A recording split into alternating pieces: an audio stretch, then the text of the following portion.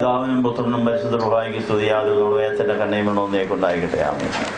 ഏതാനും നിമിഷങ്ങൾ നമുക്ക് ഈ സമയം കർത്താവിന്റെ മുമ്പാകെ ഇരുന്ന് പരിശുദ്ധാത്മാവിന്റെ അഭിഷേകം നമുക്ക് തന്നിരിക്കുന്ന ഉപദേശങ്ങൾ, സന്ദേശങ്ങൾ പങ്കിടുവാൻ ഈ സമയം ഉപയോഗിക്കുകയാണ്.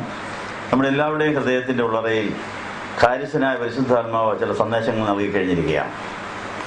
ആ സന്ദേശം മലയാള ഭാഷയിൽ പരിഭാഷപ്പെടുത്തി നിങ്ങളുമായി പങ്കിടുവാൻ ഏതാനും മിനിറ്റുകൾ ഉപയോഗിക്കുകയാണ്. കഴിഞ്ഞ ദിവസത്തെ നമ്മുടെ കുമ്പസാര ശുശ്രൂഷ വളരെ അനുഗ്രഹകരമായിരുന്നു, നന്ദി പറയാം. പാപത്തെക്കുറിച്ചും നീതിയെക്കുറിച്ചും ന്യായത്തെക്കുറിച്ചും ബോധം വരുത്തുന്ന പരിശുദ്ധാത്മാവിന്റെ അഭിഷേകം നമുക്ക് തന്ന അനുഗ്രഹങ്ങൾ നന്ദി പറയാം. അതിന് ദൈവം ഉപയോഗിച്ചതായ നമ്മുടെ പ്രിയ സഹോദരങ്ങളെ എല്ലാവരെയും ഓർക്കാം. അവരുടെ അഭിഷേകത്തിനും കൃപകൾക്കും കൃപാവരങ്ങൾക്കും നമുക്ക് നന്ദി പറയാം. അങ്ങനെ ആയുസ്സിൽ നല്ല ആദ്യമായി പൂർണ്ണ ഹൃദയത്തോടെ, പൂർണ്ണ അനുതാപത്തോടെ, സന്തുഷ്ടമായി, സംതൃപ്തമായി, അനുഗ്രഹകരമായി ഒരു കുമ്പസാരം നടത്തുവാനും ഒരു ധ്യാനത്തിൽ സംബന്ധിക്കുവാനും ഇടയാക്കി ദൈവത്തിന് നന്ദി പറയാം.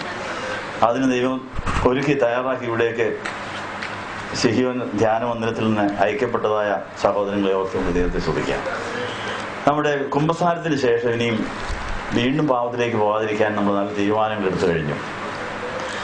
കൊലോസ്യ ലേഖനം 3-ാം അധ്യായത്തിൽ പറഞ്ഞ വചനപ്രകാരം ജഡത്തെ രാഗമോഹങ്ങളോടെ ക്രൂശിക്കണമെന്നും പഴയ മനുഷ്യനെ ഉരിഞ്ഞു കളയണമെന്നും പുതിയ മനുഷ്യനെ ധരിക്കണമെന്നും പറഞ്ഞു. ധ്യാനത്തിന്റെ ശേഷിക്കുന്ന ദിവസം പഴയ മനുഷ്യനെ ഉരിഞ്ഞിട്ട് പുതിയ മനുഷ്യനെ ധരിക്കുന്ന എങ്ങനെയാണെന്ന് കേൾക്കാൻ പോവുക. അത് നമ്മൾ ഒരുങ്ങുകയാണ്. കുമ്പസാരിച്ചുകൊണ്ട് മാത്രമായില്ല, പാപം പരിഹരിക്കപ്പെട്ടുകൊണ്ട് മാത്രമായില്ല, ഉയർത്തെഴുന്നേറ്റ് നമ്മുടെ പ്രാണക്കുട്ടികൾ ലാസറിനെ പോലെ യേശുവിന്റെ കൂടെ ഇരുന്ന് പന്തിയിൽ ഇരുന്ന് ആനന്ദിക്കണം. അതിനാണ് നിത്യകുർബാന വെച്ചിരിക്കുന്നത്.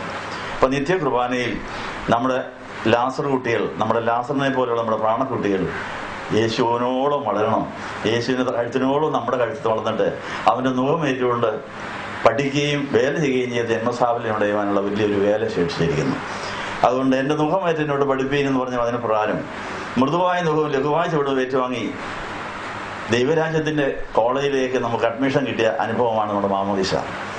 അതിന്റെ അപേക്ഷ മാത്രമായിരുന്നു ആ മാമോദീസയിലെ അനുഭവമെങ്കിൽ പെന്തക്കോസ്തായുടെ അനുഭവമാണ് ആത്മഫലങ്ങൾ വിളയിച്ച് അത് ലോകത്തിന് ഏറ്റങ്ങളോളം അനേകർ വിതരണം ചെയ്ത് അനേകരെ നേടി സഭ അംഗങ്ങളായിരിക്കുന്ന എല്ലാവരെയും കൂട്ടിച്ചേർത്ത് സ്വർഗീയ മണവാളനായ യേശുവിന്റെ കല്യാണത്തിന് മണവാട്ടി സഭയെ ഒരുക്കിക്കൊണ്ടുപോകാനുള്ള സംയുക്ത സംരംഭമാണ് നമ്മളിവിടെ നടത്തിക്കൊണ്ടിരിക്കുന്നത്. അതുകൊണ്ട് ഈ സ്ഥാപനത്തിന്റെ പേര് all saints ecumenical fellowship centre എന്നാണ്.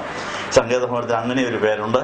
എല്ലാ വിശുദ്ധന്മാരും യേശുവിൽ ഒന്നായി തലയോട് ചേരുന്ന ഉടലായ ജന്മസാഫല്യം അടഞ്ഞ് അങ്ങനെ യേശുവിന്റെ ഉടലാണെന്നുള്ള കാര്യം കാണുന്നവർക്ക് തോന്നത്തക്ക തരത്തിൽ ഇമ്മാനുവേൽ കൂടെ ഉണ്ടെന്ന് ശത്രുക്കൾ പോലും പറഞ്ഞ് ദൈവനാമം മഹത്വപ്പെടുത്തുവാൻ ഇടയാകട്ടെ എന്ന് ആശംസിക്കുകയാണ്.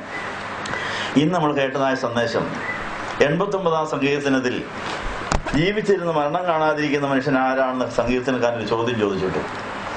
അതിന് മറുപടി പറയുവാനാണ് പുനരുത്ഥാനം ജീവനുമായ യേശു ലാസറിന്റെ വീട്ടിലേക്ക്, മരിച്ചുപോയ ലാസറിന്റെ വീട്ടിലേക്ക് ദൈവനിയമപ്രകാരം ചീഞ്ഞു നാറിയ ലാസറിന്റെ കല്ലറയിലേക്ക് താൻ പോയത്. നമ്മുടെ ജീവിതത്തിൽ ചീഞ്ഞു നാറിയ മരിച്ച ഒരു വശമുണ്ടെന്നുള്ള കാര്യം നമ്മൾ കേട്ട് കഴിഞ്ഞു.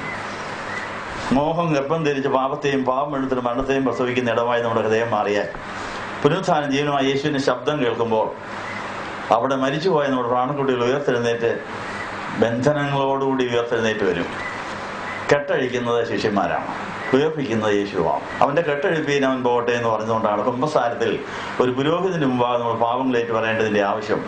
കുമ്പസാരിക്കണമെന്ന് പറയുമ്പോൾ തന്നെ നമുക്ക് പാപമോചനം കിട്ടുന്നുണ്ട്. നമ്മുടെ പാപങ്ങൾ പരിഹരിപ്പാൻ ദൈവശബ്ദം നമ്മൾ കേൾക്കുന്നുണ്ട്. പക്ഷെ കെട്ട അവിടെ ഇരിക്കും. കെട്ടഴിയട്ടെ എന്ന് പറയില്ല, കെട്ടഴിപ്പീൻ എന്ന് പറയുന്നത് അത് ശിഷ്യന്മാരുടെ പണിയാണ്. ആ ശിഷ്യന്മാരുടെ പണിയാണ് മഹാപുരോഹിതരും പുരോഹിതരും നമുക്ക് ചെയ്യുന്നത്. അങ്ങനെ കർത്താവിന്റെ ശബ്ദവും കർത്താവിന്റെ പുനരുത്ഥാന ജീവനുമായ യേശുവിന്റെ ആ മുൻകൈയെടുത്തുള്ള ആ ശുശ്രൂഷയ്ക്ക് ശേഷം തന്റെ ബാക്കി പണി അപ്പോസ്തലന്മാരെ ഏൽപ്പിച്ചു. അപ്പോസ്തലന്മാരെ മഹാപുരോഹിതരെയും പുരോഹിതരെ ഏൽപ്പിച്ചിരിക്കുന്നു.